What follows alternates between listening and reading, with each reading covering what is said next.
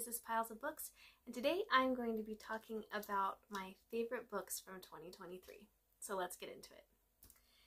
So I tried to choose my 5 favorite fiction books as well as my 5 favorite nonfiction books, and I do have some honorable mentions to share. Now, I do own most of the books that were on my list. There are a couple that I don't own, and then there were several that I do own, but they are at my old house. So just a side note, I know I have mentioned this a couple of times now.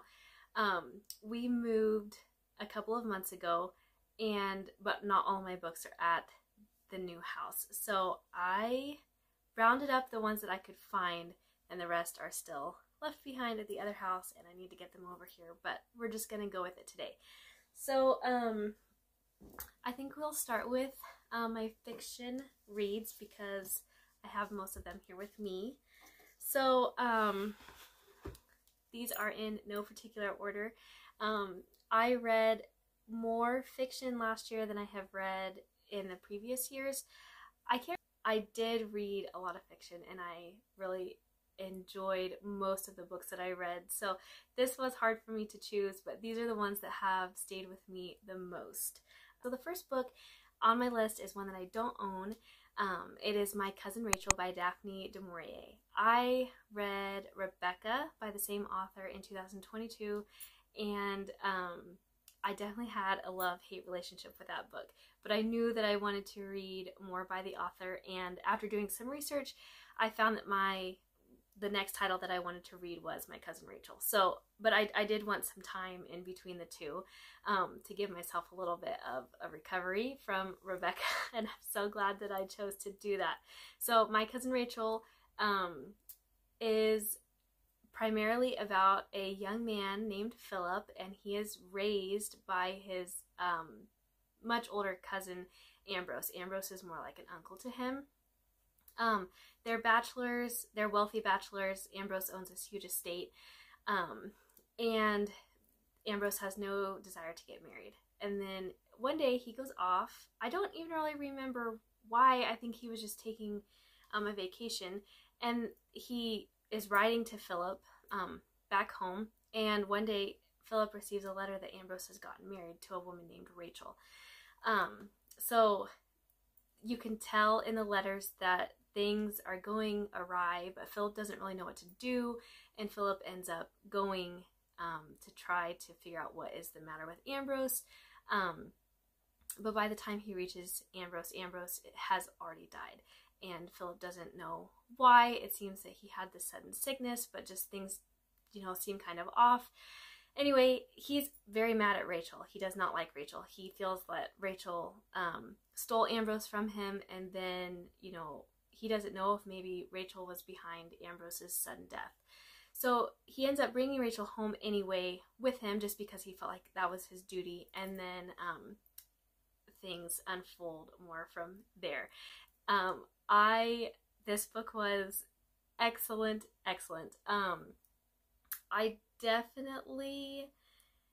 It was kind of creepy. I would say, if you've read Rebecca, it was not as creepy as Rebecca. I don't even know if creepy is the right word. I wouldn't want to scare somebody away from reading it. But it definitely just, like, you had to know what was going on. But at the same time, I didn't want it to end. And that's kind of how Rebecca was. I just, like, I was reading through it pretty quickly. I wanted to finish the book. I wanted to see, how it ends. But at the same time, I didn't want it to be over. And so I think that is, definitely a sign of excellent writing. I have never read, or I hadn't read like that genre before reading Rebecca. And so that is, I definitely would like to read more in that genre, but I feel like I'm going to have to be a little bit careful with it, just because it could get a little too creepy for my taste. But anyway, My Cousin Rachel was excellent. That book was so good. And even though I know how it ends, it's definitely a book that I would reread at some point down the road. Okay, let me look at my list here. The next one I do own, but I forgot to bring it in here with me. It's Jane Eyre. that, you know, is a pretty popular book. I don't feel like I have to give too much information about it. This book, when I was pregnant with my oldest, so almost 9 years ago, I think it was summertime. It was summertime. It was hot. I didn't want to be outside working in my garden. So I would like do sewing projects and things inside while watching movies. My husband was, you know, gone obviously at work during the day. I was by myself. So I would watch movies, and I came across a movie adaptation of Jane Eyre, and I did not like it. I can't even tell you which one I watched. It was terrible. I do know that. And I thought, I would never waste my time reading that book. That's horrible. No. But then my friend Alicia from Rooted Deep Home, she read that book and loved it, and she was like crying about it, and she just kept going on about it. I'm like, okay, I'm gonna have to see what this is about. So I read it, and boy, yeah, she was right. It was good. So the story is about a woman obviously named Jane. She's an orphan. She does not have a good childhood. She, you know, is at a boarding school, and she's not well taken care of, and then she hires herself out to be a governess. And she gets there, and again, you know, kind of like my cousin Rachel, like she just feels like something is amiss, but she can't really figure out what it is. And she ends up falling in love with the man who owns the house. And then things go down. So there was, even though I knew somewhat what was coming because I had seen the movie, I had forgotten a lot about it, probably because I had blocked it out of my mind because it was so terrible. But the book was so redeeming in the end, and it was a beautiful story. It wasn't like the most happy story, and there were things that happened in it that I just felt so terrible for Jane, but it was all brought back around to show her true character and how much she had grown herself and the other characters in the book as well. So that is a classic that I definitely recommend, you know, most people read. It was such a beautiful story and left me with a lot of just things to ponder about, you know, my own life and how I view difficult situations or hard times that I've gone through, just to see her mature and change, and some of the choices that she almost makes out of duty, and then things end up working out for her, and she finds true love, and it's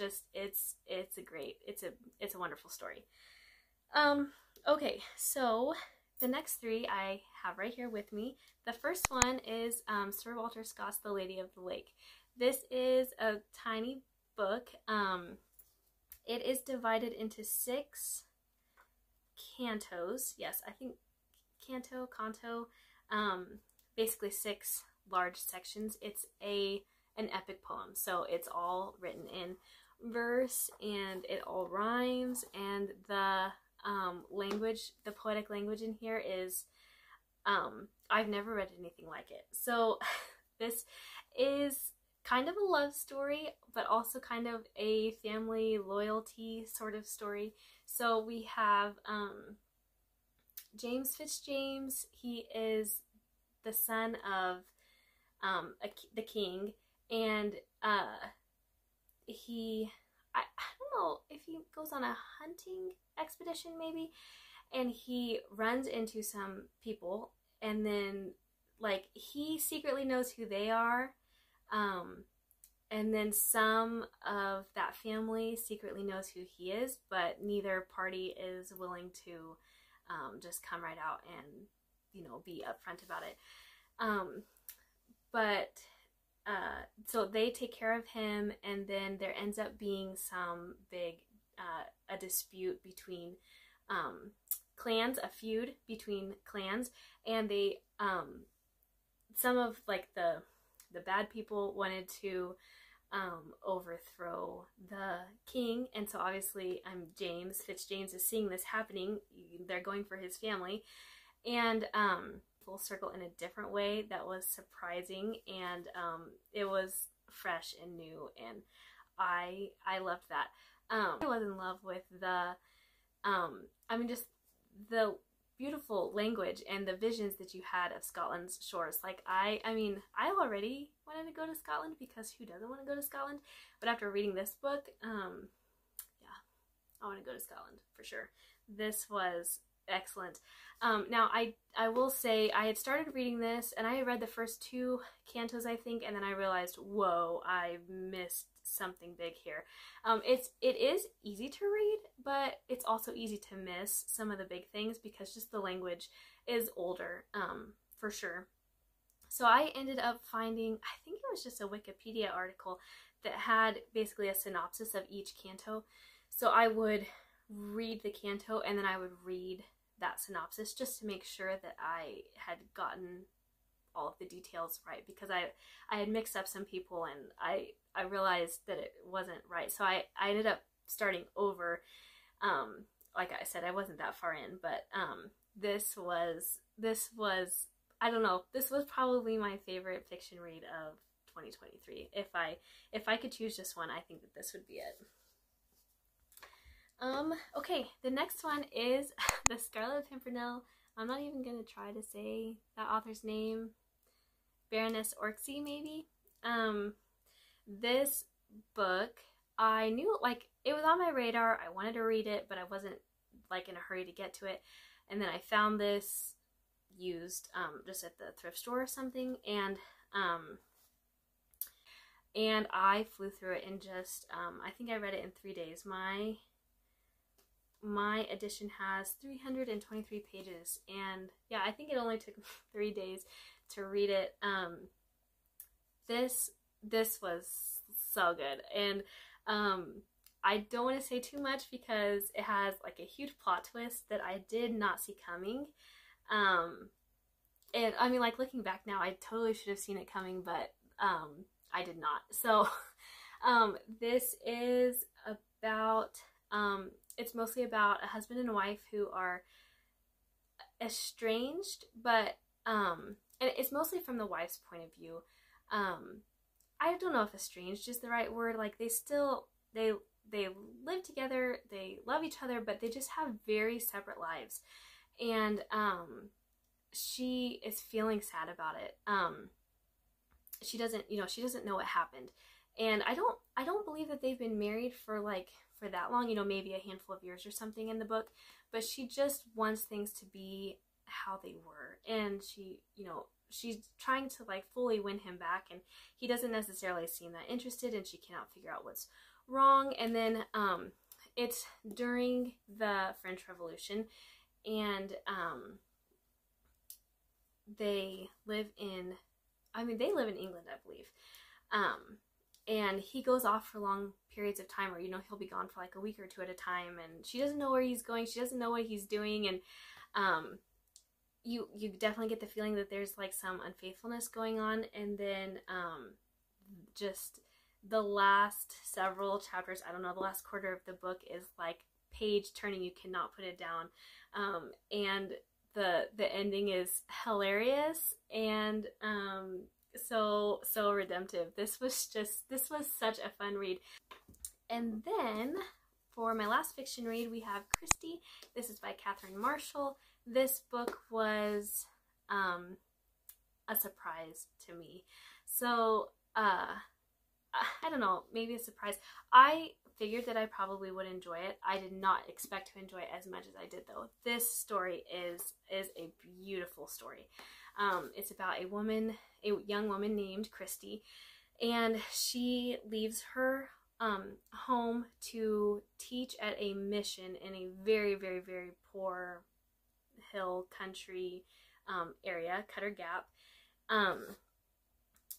She's wealthy, and she leaves everything she has to teach at this mission, and pretty much her parents and everybody thinks that she's crazy, but she wants to try it anyway.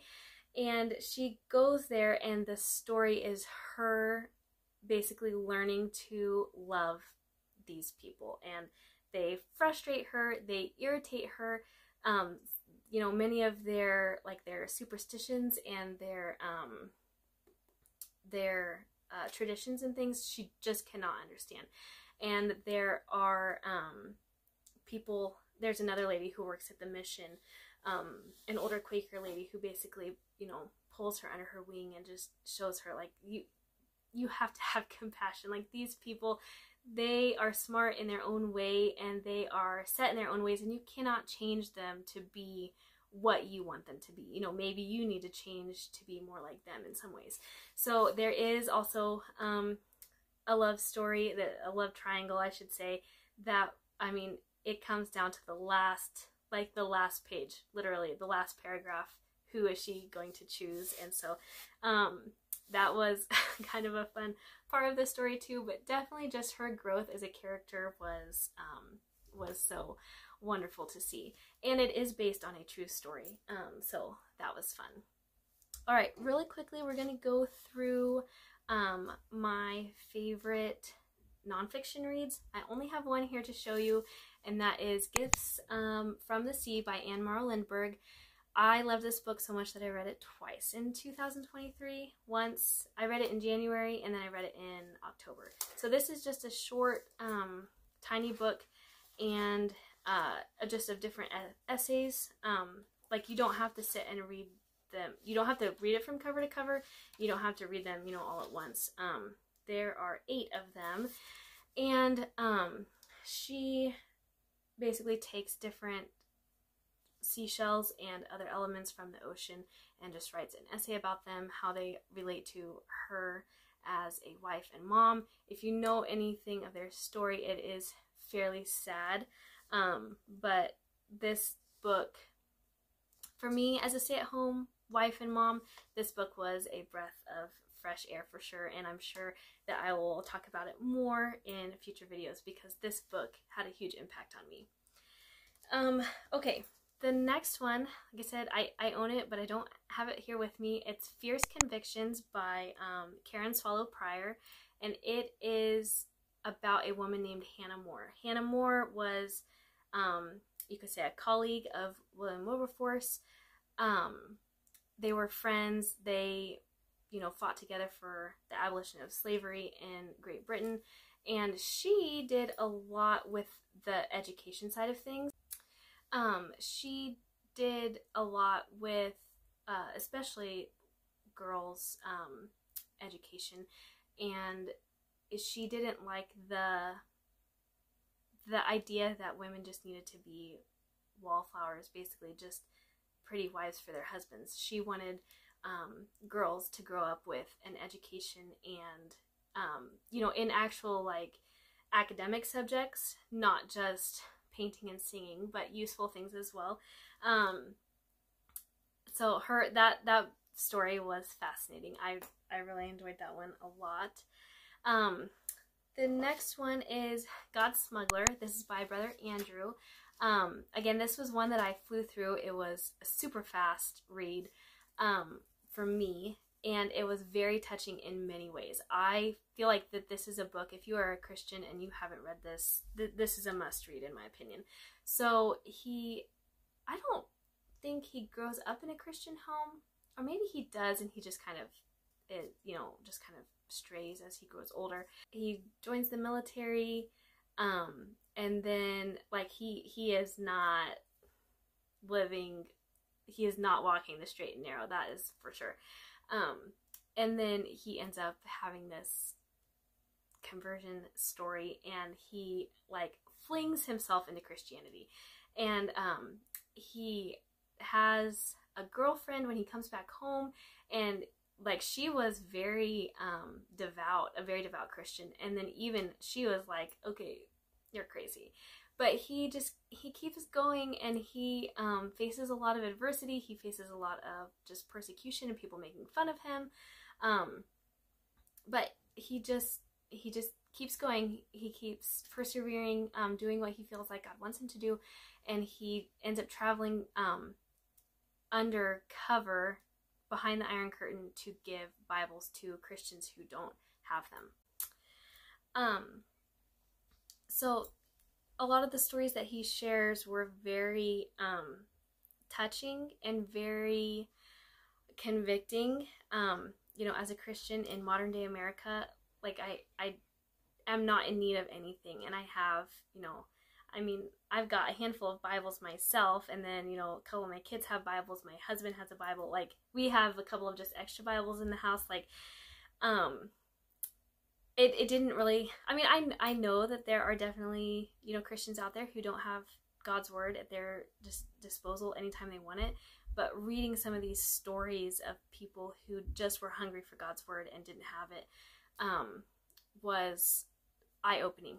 And I don't know, the whole book was good. It was a page turner.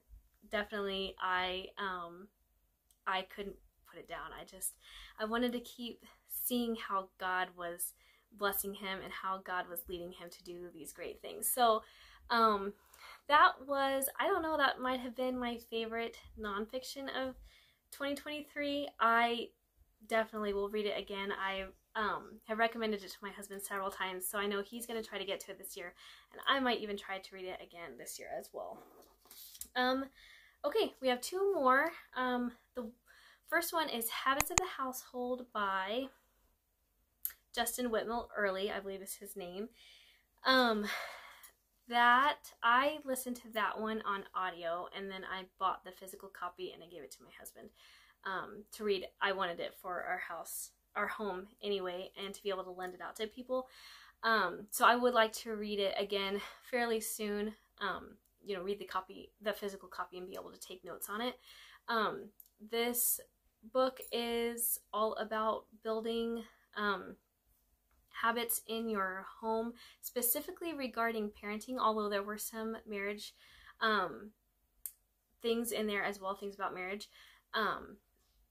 This book overall was just very relatable as a parent. Like, there were so many times I was listening to it that I thought, is he watching inside my house? Does he have a camera to see what's going on in my house? Because I didn't realize that other people deal with some of these same issues. So, it was very relatable. It was very convicting. I think that it is a really excellent parenting book. He covered so many things, from like hectic bedtime routine to screen time, allowing your kids to watch movies or TV, to building habits of reading and playing and praying with your kids. I felt like there were just so many things wrapped up in this book that you definitely could just take bits and pieces from it, whenever you need some encouragement. And I think he even does say that, like, it's not necessarily a book, you don't have to read it from cover to cover. You can just, okay, I need encouragement in this area. Let me sit down and see what he has to say about this. And it definitely is that kind of book for sure. And then the last nonfiction book that I have to talk about is The Ruthless Elimination of Hurry. John Mark Comer, I believe, is the author's name for this book. I should have double checked on that. This again was an audiobook. I don't actually do a ton of audiobooks, so that's kind of funny, I guess, that there were two of them here. Again, though, I would like to buy this book and read the physical copy and be able to take notes. This book hit home to me. It was definitely the season of my life where I needed to read this. It was recommended to me by my health coach, and she said, I really think that you need to read this book. And I'm so glad that she recommended it to me, because it was exactly what I needed. So, again, this is a book that kind of just covers a lot of topics. So it's just all about living the Christian life in a slow way. I don't have the direct quote, but he said something about how, the Christian life is a walk with God. It's not a race, it's not a marathon, it's a walk. And, if we're just busy going around doing all of the things that we think we need to be doing because we're trying to be good Christians, but we're not taking the time to sit in God's presence, read his word, pray, meditate on scripture passages, and then, you know, taking those things and discipling other people. Like, what are we actually doing? Is so many things that we can do to be keeping us busy, but is that, you know, Satan distracting us from what really matters? You know, even all of the good things, but, you know, are we actually taking time to get to know God? And he talks about too, like, keeping the Sabbath, and how that's something that, you know, modern Christians have kind of just thrown out the window. Like, we don't take time to rest with our friends and family, our close friends and family. We just don't do that. I mean, there were other things too that he talked about that I really appreciated, like minimalism, or buying, you know, sustainably made clothing or items for your home or whatever. Like consumers, not being consumerist. Like, I mean, you know, there's the whole hurry mindset. It involves more than just running around frantically getting things done. But it was great. I loved that book for sure. It was very convicting. I will absolutely read it again in the near future. Maybe even this year. It was so good. Okay, so then I have some honorable mentions. It's actually one series. I have the other books, but I just didn't pull them off my shelf. And that is the Anne of Green Gables series by L.M. Montgomery. So I read the first one at let me think about this. It was at the beginning of 2022. Loved the first book so much, and I immediately wanted to finish the series, but that's just not how I read series usually. I tend to not just read them one after the other. I like drag it out for a long time. That's something that I don't like about my reading life, but it is what it is. This series though, once I read the second book, I didn't want to put it down. So I actually read the second book in December of 2022. Mostly, I think so. I was spending a lot of time in the hospital getting blood draws, so I would sit and read that, or read it while I was, you know, in the waiting room or whatever.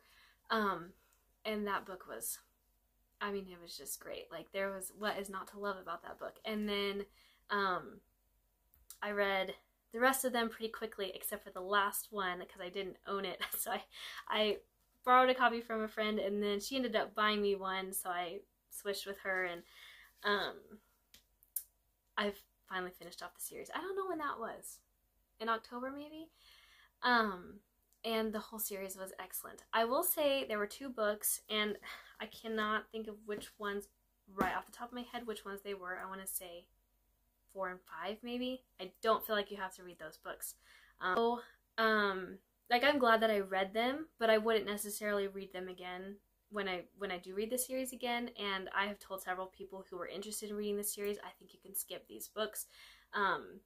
They were just like, I don't know. So just knowing some of the things that I know about Ella Montgomery now, I can see why those books were written the way that they were, and it's just kind of sad and depressing and Now, I will say one complaint that I have heard over and over and over and over and over again is, as the series goes on, it's less about Anne and more about her kids. And yeah, it is definitely. But seeing Anne as a mom was so inspiring and motivating. I loved seeing Anne as a mom.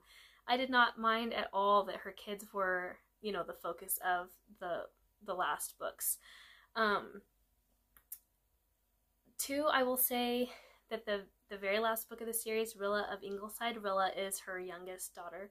That book was really sad, so just prepare yourself if you do read it. It was good, but it was heart-wrenching for sure.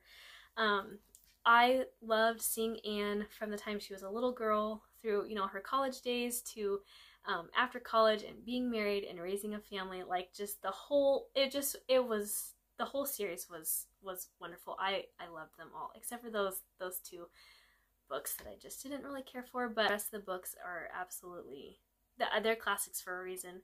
And I cannot wait until my kids are old enough to read those books, because there's just so many things in there that I want to share with them. So anyway, those are all of my favorite books from 2023. Like I said, this was very hard for me to choose because I read a lot of great books. So there were definitely some that I may talk about in later videos that I really enjoyed. Ones that I have thought about the most, that I have recommended the most, that have, you know, just really stuck with me through the whole year. So that is all that I have for you today. I know this is going to be a bit of a longer video, but I wanted to get them all in today while I had stuff off the shelves. So anyway, thank you so much for stopping by, and we'll see you in the next one.